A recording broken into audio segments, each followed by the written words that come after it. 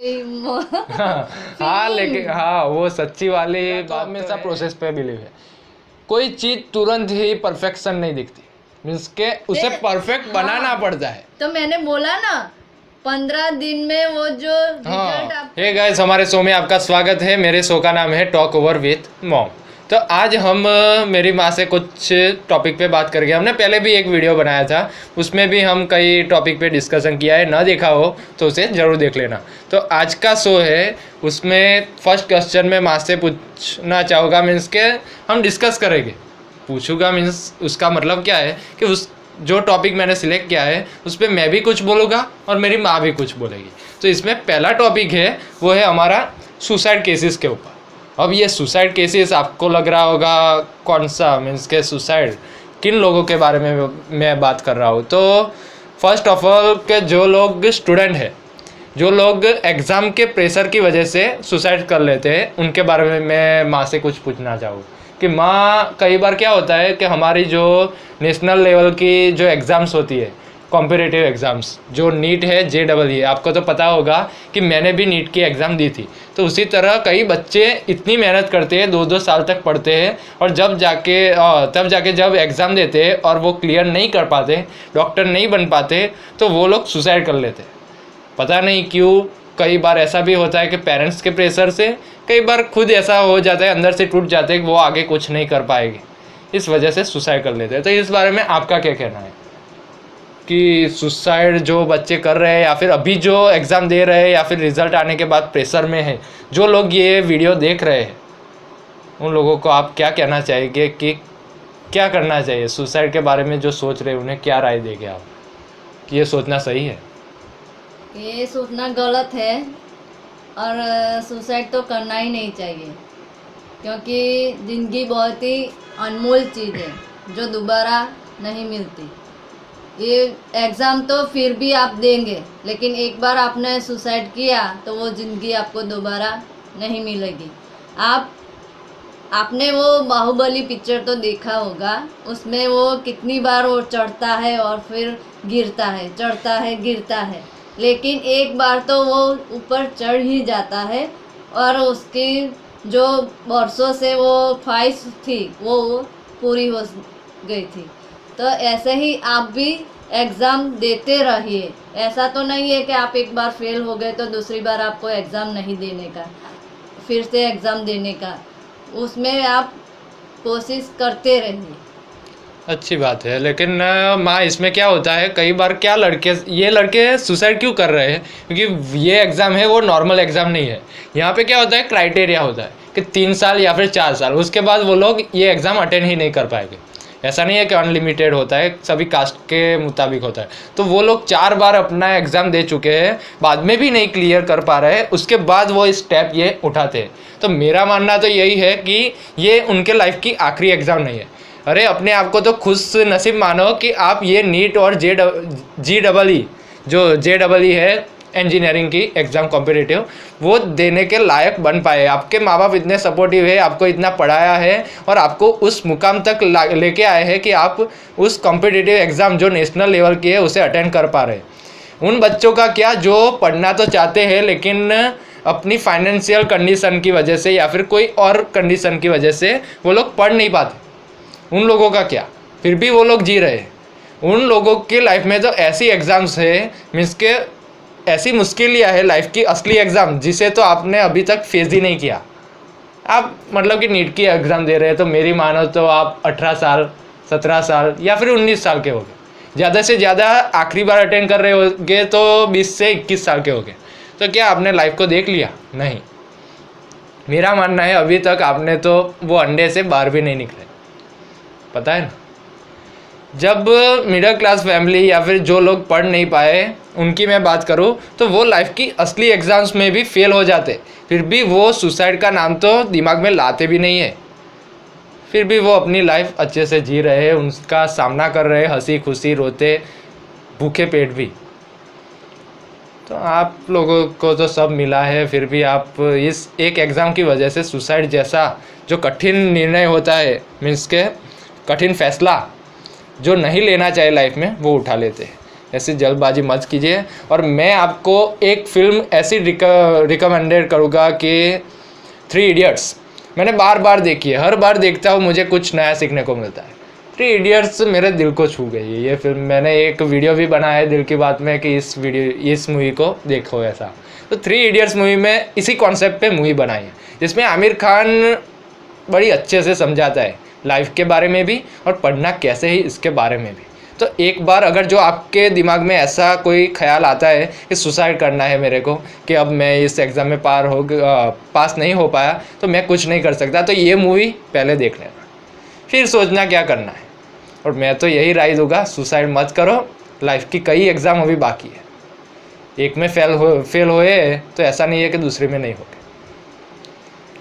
Okay, आगे बढ़ते हैं। अब दूसरा सवाल है कि ये सुसाइड में कई लोग ऐसा भी होता है कि लव के मामले में कई लोग लव के चक्कर में सुसाइड का फैसला ले लेते हैं कि ये लड़की मेरे को छोड़ के चली गई तो अब मैं सुसाइड कर लूँगा।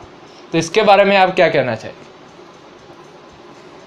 लव के बारे में इतना तो मुझे नहीं पता लेकिन मैं तो यही कहूँगी कि लड़कियों के पीछे अपनी ज़िंदगी बर्बाद मत करो, क्योंकि लाइफ में एक ही बार लव होता है, वो सच होता है, वो फील अलग ही होता है। तो उसके साथ मैरिज करो, नहीं तो फिर लव मैरिज करने के बाद उसके साथ लव करो, लेकिन उसके लिए अपनी ज़िंदगी ख़त्म करो ऐसा नहीं है, क्योंकि लव ऐसा है ना, इसके साथ नहीं हुआ तो फिर कोई और अच्छी मिल जाएगी, लेकिन ऐसे ज़िंदगी ख़त्म नहीं करना चाहिए। हमें ऐसा लगता है कि इसके साथ मैंने लव किया और ऐसा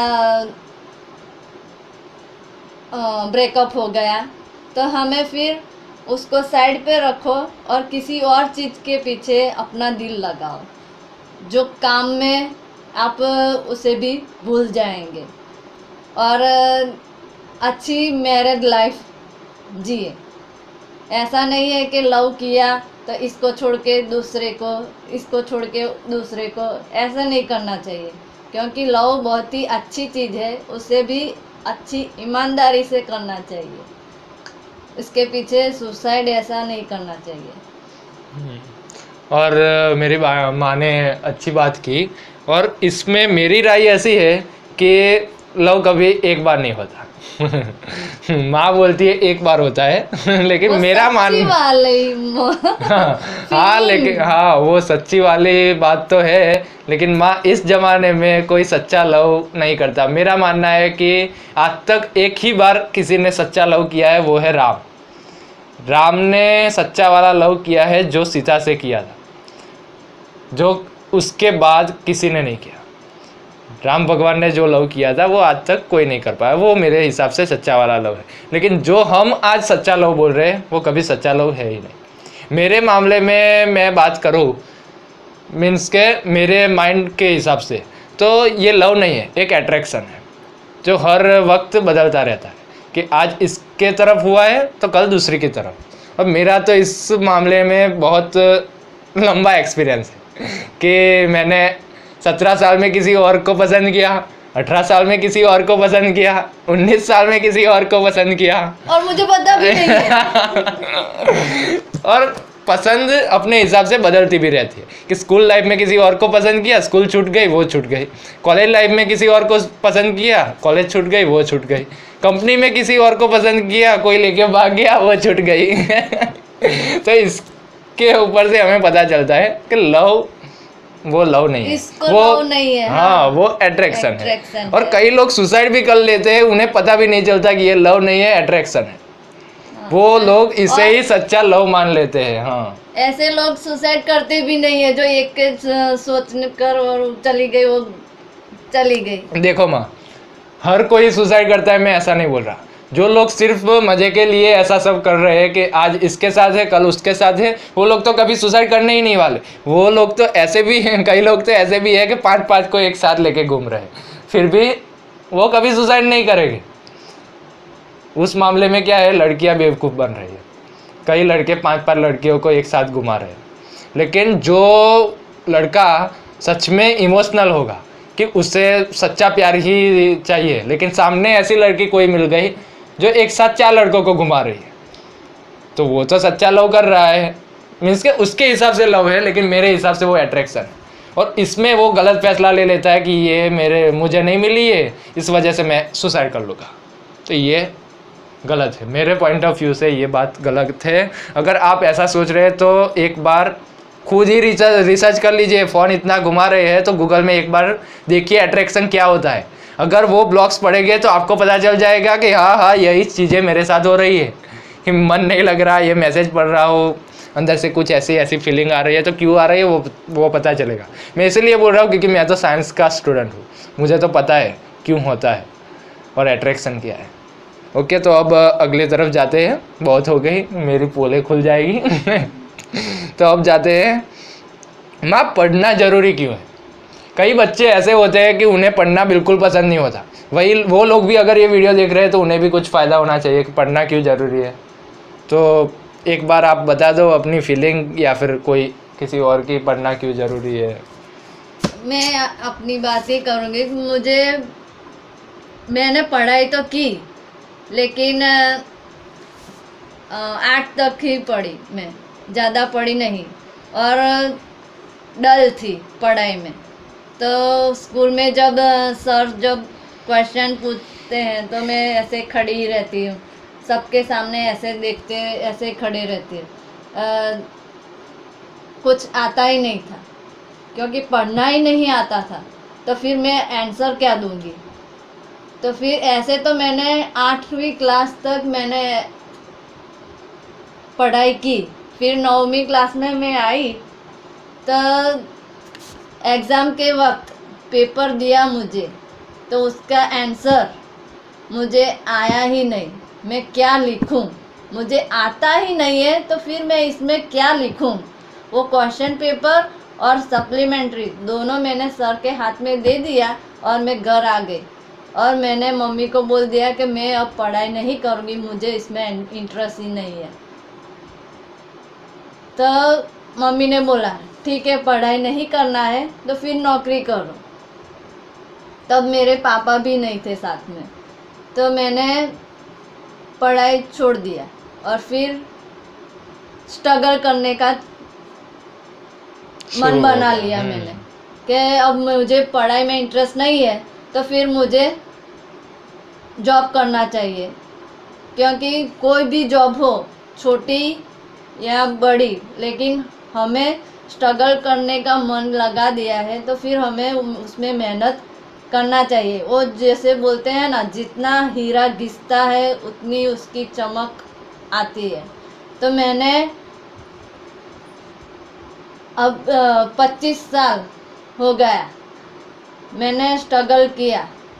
ऐसी कोई नौकरी नहीं है जो मैंने नहीं की। वो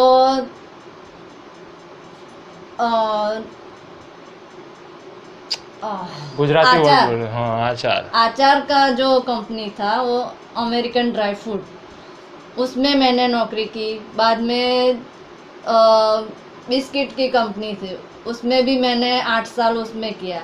और फिर मैरिज के बाद फिर यहाँ पे दूसरी कंपनी बिस्किट में, वहाँ पे नौकरी की, वहाँ मैंने 15 साल। वो नौकरी करते करते मुझे ऐसा ही हो गया कि मैंने पढ़ाई नहीं की, इसलिए मुझे इतना मेहनत करना पड़ता है। तो फिर मैंने सोचा कि मेरे जो बच्चे हैं वो मेरी तरह इतना मजदूरी ना करें, कि वो इतना पढ़ें कि उन्हें ये जो 11 घंटे हम जो गुलामी की तरह ऐसे काम करते हैं, हमारी उम्र चली गई फिर भी पता भी नहीं चला। ये बच्चों को ऐसे हमें सिखाना चाहिए कि पढ़ाई करो तो 8 घंटे में भी आपको ज़्यादा सैलरी मिले, और वो भी ऑफिस में अच्छी तरह से काम करें, हमारी तरह गुलामी ना करें। पढ़ाई ज़रूरी है, क्योंकि आजकल के बच्चों को हमारी जैसे मजदूर जैसे काम करना नहीं होगा उन लोगों से, इसलिए पढ़ाई ज़रूरी है। मैंने अपने बच्चों को पढ़ाते पढ़ाते मैंने भी थोड़ा सीखा पढ़ना। मैं पढ़ती थी तब मुझे पढ़ना आता नहीं था, लेकिन बच्चों को पढ़ाते पढ़ाते मैं भी हिंदी पढ़ना, इंग्लिश पढ़ना, वो सब मुझे थोड़ा थोड़ा नॉलेज आ गया। कि ऐसे कहते हैं ना, सिखाते सिखाते नॉलेज बढ़ता है।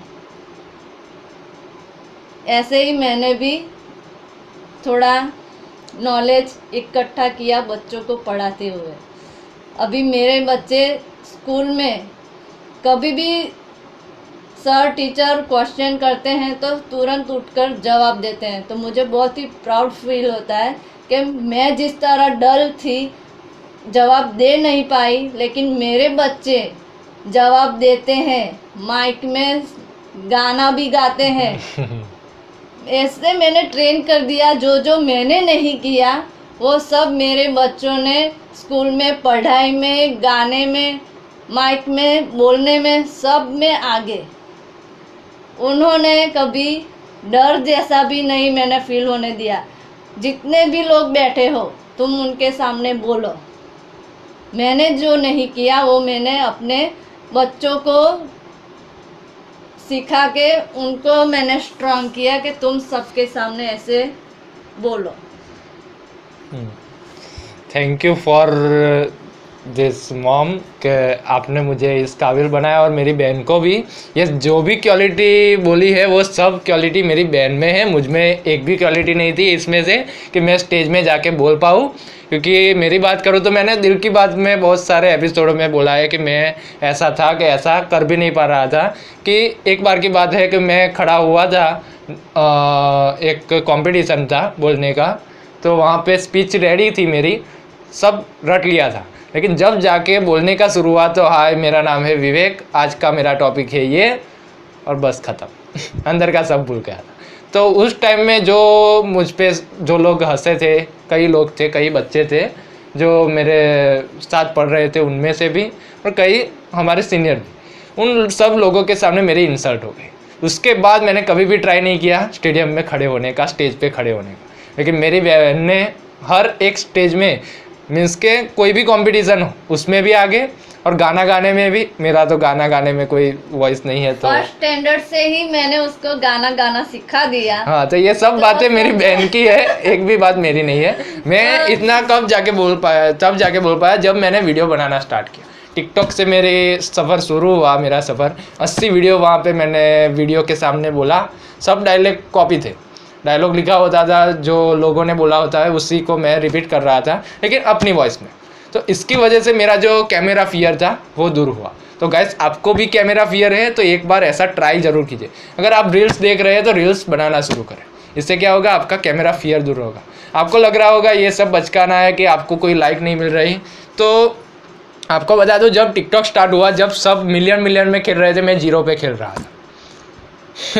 जब लोग मिलियन पे खेल रहे थे, मैं 0 पे खेल रहा था। मेरे अंदर वीडियो में एक ही लाइक होती थी, वो भी मेरी होती थी। दूसरी लाइक होती थी, वो मेरे पापा की होती थी, वो भी उनके फ़ोन से।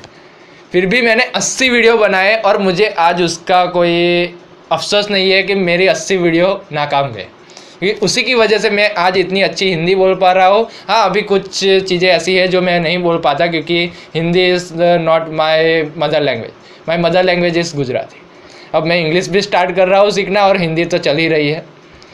तो गाइस, ऐसे ही स्टार्टिंग करो। अगर आप एक बार स्टार्ट कर लेंगे तो कहीं भी पहुँच जाएगी। अब हम टॉपिक से थोड़ा आगे निकल गए। पढ़ना ज़रूरी क्यों है उसके बारे में माँ ने तो बहुत कुछ बोल दिया, अब मैं बताता हूँ। माँ ने बोला कि 25 साल नौकरी की मैंने, और आज भी इतनी मेहनत चल रही है। तो पढ़ना क्यों ज़रूरी है, पढ़ने से हमें क्या मिलेगा? तो पढ़ना, डिग्री, एक डिग्री क्या है, कागज़ है, पर इसी कागज़ की वजह से ये एक चाबी है जिसकी वजह से हम आगे तक जा सकते हैं। अगर ये चाबी हमारे पास नहीं होगी तो हम किसी एक कमरे में बंद हो जाएगी। जिस तरह मेरी माँ ने बोला 25 साल निकाल दिए, फिर भी आज मेहनत जारी है। हमें भी मेहनत तो करनी ही पड़ेगी, लेकिन इस चाबी की मदद से हम अगले पड़ाव तक पहुँच जाएंगे। लेकिन उन लोगों को कभी अगले पड़ाव तक पहुंचने का मौका ही नहीं मिला, वो हमेशा लेवल 1 में ही खेलते रहे। लेकिन हमारे पास वो मौका है कि हम अपना लेवल हर कदम पे बढ़ा सकते हैं। Level 2, level 3, level 4, this is level 1000। वो आप में है, कहाँ तक जा सकते, कभी एंड नहीं होता। अगर एंड होता तो हर साल जो दुनिया का सबसे अमीर आदमी है उसका भी रैंक बदलता रहता है, first second third, first second third. पिछले साल अगर वो फर्स्ट पे होता तो दूसरे साल वो 5वें में आ जाते और 4 नए आ जाते आगे। क्यों होता है? कि उनके पास चाबी है। तो अगर आप पढ़ोगे तो चाबी हाथ में आएगी, नहीं तो एक ही रूम में गोर गोर फरते रह जाओगे।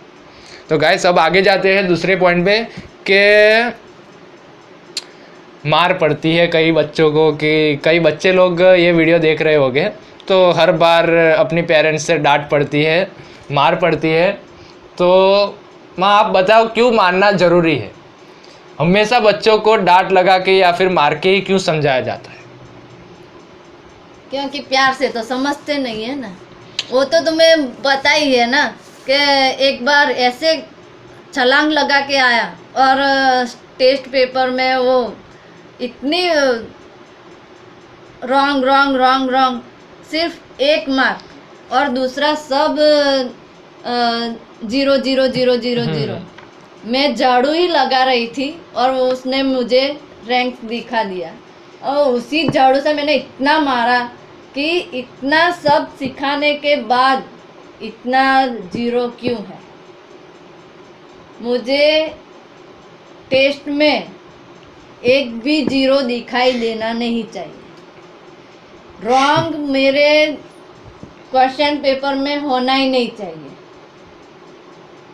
उसके बाद मैंने उसके पीछे इतना मेहनत किया, पूरा दिन काम करके 1 घंटा उसके पीछे मैंने पढ़ाने का लिए स्टार्ट किया। उसके बाद में पहली बार टेस्ट पेपर मेरे हाथ में आया तो सब में 50 में 50 मैं तो देखकर दंग ही रह गई कि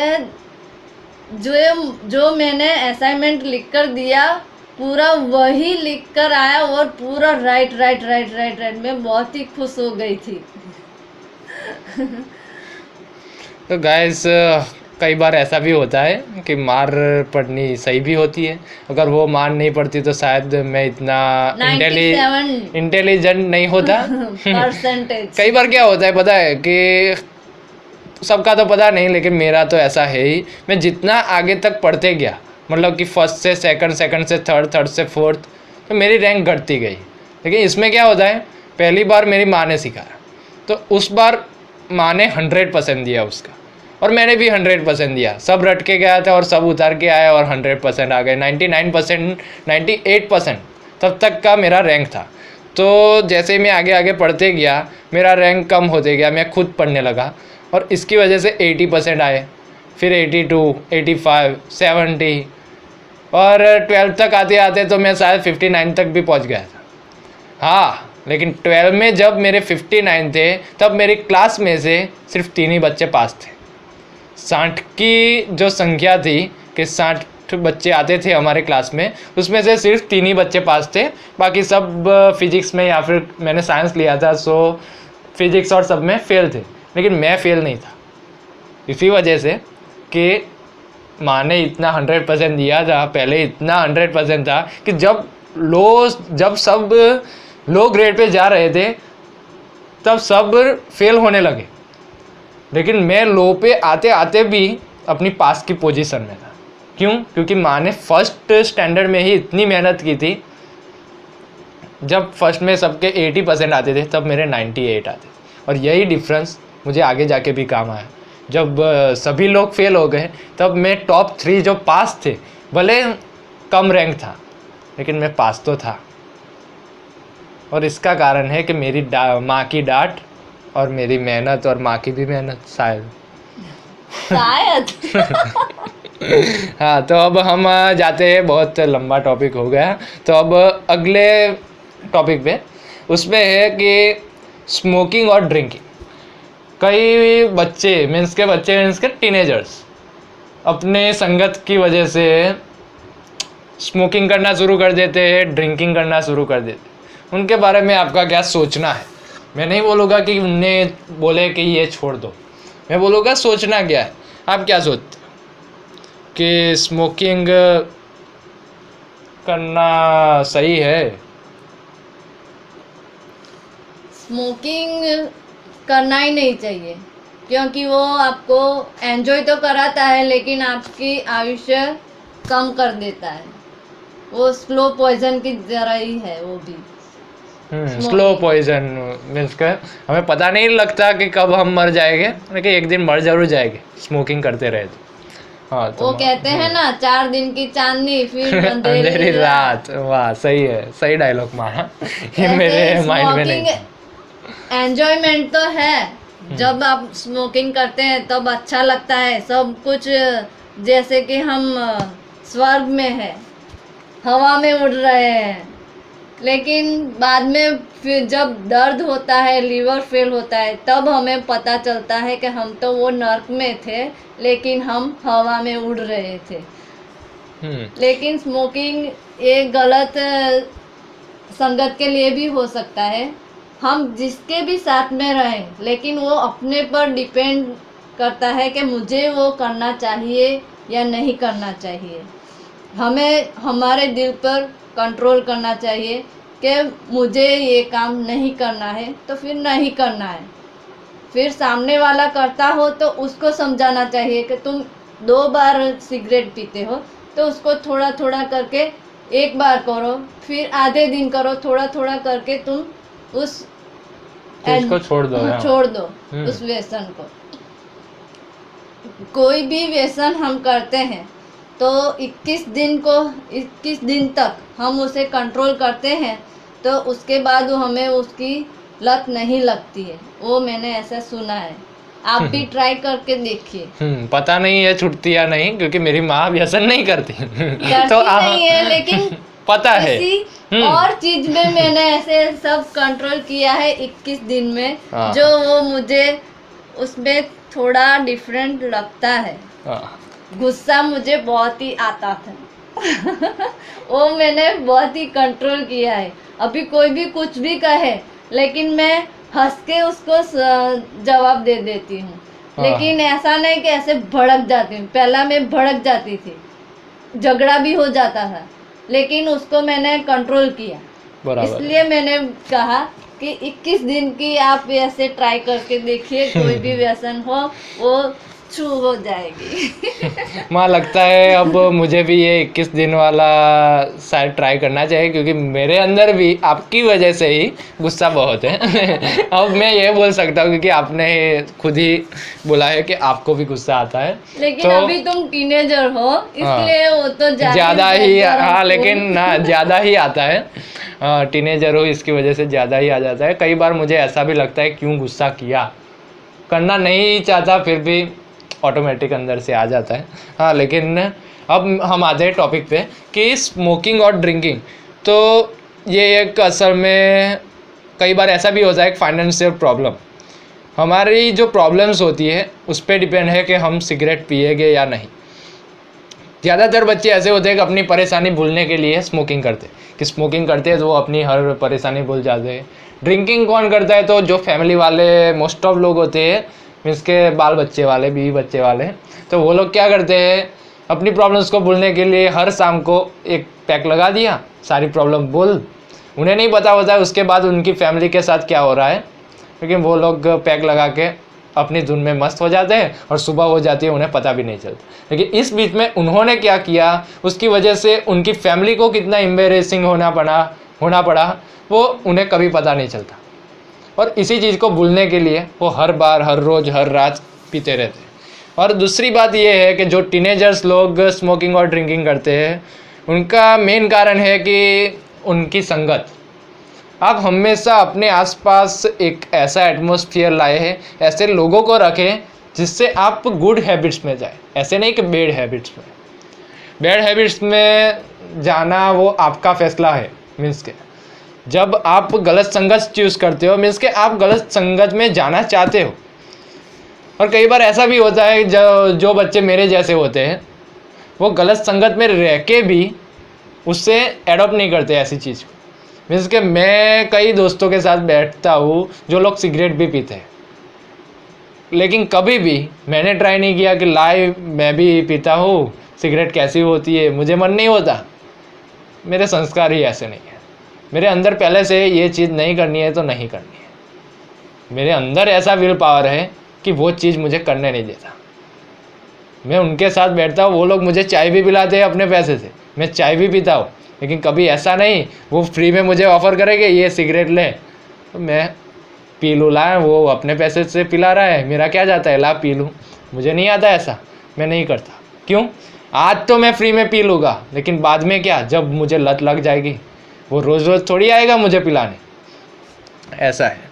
और बाद में अगर पिलाने से यार मैं मानता भी हूँ खुशी मिलती है तो पैसे खर्चने में क्या जाता है, खुशी मिलती है तो पैसा खर्चने में क्या जाता है, लेकिन इस खुशी के पीछे लॉन्ग टर्म में मुझे नुकसान ही है, मुझे पता है, तो फिर मैं क्यों पीऊँ। तो एक टॉपिक है, तो हमें स्मोकिंग नहीं करनी चाहिए, ऐसा मेरा मानना है। अब बहुत सारे टॉपिक हो गए, लेकिन लास्ट में एक टॉपिक और लेना चाहूँगा जो अभी अभी मेरे अंदर आया जब मैंने वीडियो स्टार्ट किया उससे पहले ही, कि माँ हर बार परफेक्शन क्यों ज़रूरी है, हर चीज़ में परफेक्शन इम्पोर्टेंट है। परफेक्शन होना ज़रूरी है, क्योंकि हम जो भी काम करते हैं उसका रिजल्ट अच्छा दिखना चाहिए। तो फिर उसका रिजल्ट अच्छा दिखे नहीं तो फिर वो काम करने का कोई फ़ायदा ही नहीं है। जो भी काम हम करते हैं, जैसे कि हम कहीं भी काम करते हैं तो परफेक्शन कंप्लीटली काम करना चाहिए, क्योंकि सामने वाले को भरोसा होता है कि आप जो भी काम करेंगे तो फिनिशिंग में कंप्लीट काम करते हैं। तो फिर ऐसा भरोसा बनाना ज़रूरी है काम में, कि जैसे कि हम जॉब करते हैं वहाँ पे, तो बिस्किट का वेट कंप्लीट होना चाहिए, वो पैकिंग कंप्लीट होना चाहिए। हम जैसे माँ कहना चाह रही है कि स्टैंडर्ड होना चाहिए, स्टैंडर्ड में स्टैंडर्ड, हाँ, हर चीज़ का एक स्टैंडर्ड होता है, उसके अंदर ये चीज़ होनी चाहिए कि इसका स्टैंडर्ड ये है तो इससे ज़्यादा भी नहीं होना चाहिए, कम भी नहीं होना चाहिए। लेकिन माँ मैं आपको बता दूँ कि हर स्टैंडर्ड के पीछे प्लस और माइनस लिखा होता है, कि इसका स्टैंडर्ड ये है तो 36 प्लस और माइनस 5%। कभी भी ऐसा नहीं होता कि 36 ही वो चीज़ आए।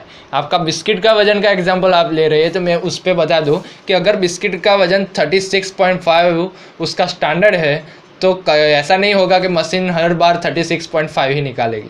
कई बार ऐसा भी होगा कि 36 ग्राम का भी बिस्किट निकलेगा, कई बार ऐसा भी होगा कि 37 ग्राम का भी बिस्किट निकलेगा।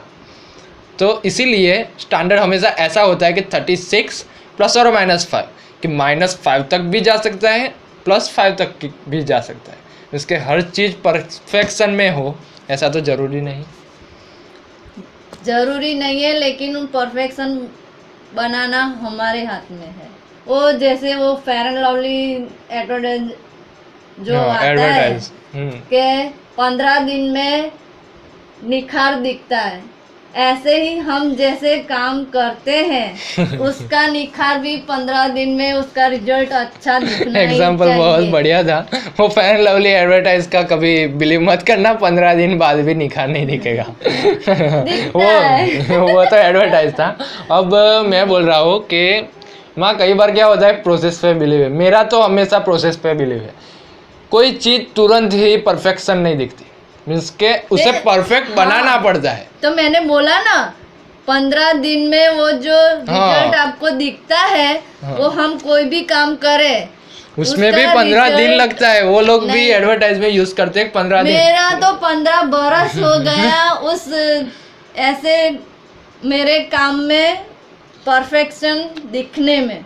अपना बेस्ट देती है मीन्स के, हाँ। कोई भी चीज़ हो उसमें अपना बेस्ट दो, हाँ, लेकिन वो परफेक्शन हो वो ज़रूरी नहीं है, वो समय के साथ आता है। ऐसा नहीं है कि आप पहला वीडियो बनाया तो वो परफेक्ट ही होगा।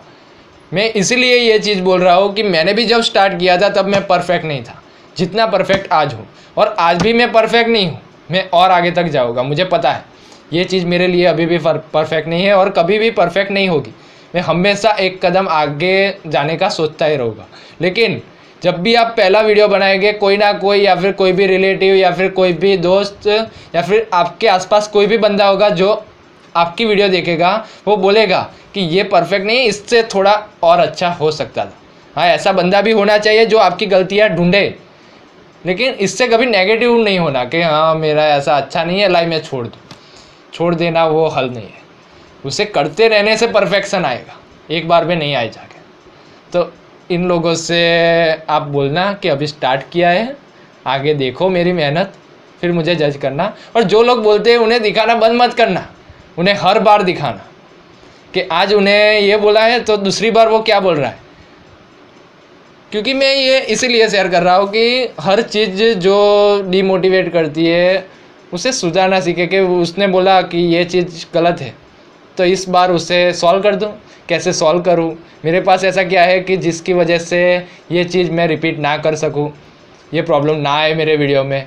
ऐसा सॉल्व करके फिर से उसे दिखाओ, फिर वो क्या ढूंढ रहा है, इससे आपका ही एक स्टेप आगे जाएगा। वो अगर 0.01% भी ग्रोथ करा रहा है तो उसे ये वीडियो दिखाओ। कैसे ऐसे डीमोटिवेट कभी मत होना। मैं भी यहाँ तक पहुँचा हूँ और फिर भी आज मेरे वीडियो में तुरंत कभी भी व्यू नहीं आते। आज 1 साल पूरा हो गया है, लेकिन कहाँ से मैंने शुरू किया था, कहाँ तक पहुँचा हूँ, कहाँ मैं माँ का इंटरव्यू ले रहा हूँ, और मुझे पता है 10 साल बाद मैं किसी और सेलिब्रिटी का इंटरव्यू ले रहा होगा, मैं वहाँ तक का सोच रहा हूँ। और ये मेरा फर्स्ट स्टेप है। जब आप फर्स्ट स्टेप ही नहीं लोगे तो आगे तक कैसे पहुँचोगे। आज के शो में इतना ही, मिलते हैं अगले शो में टॉक ओवर विथ मॉम में। तब तक के लिए गुड बाय।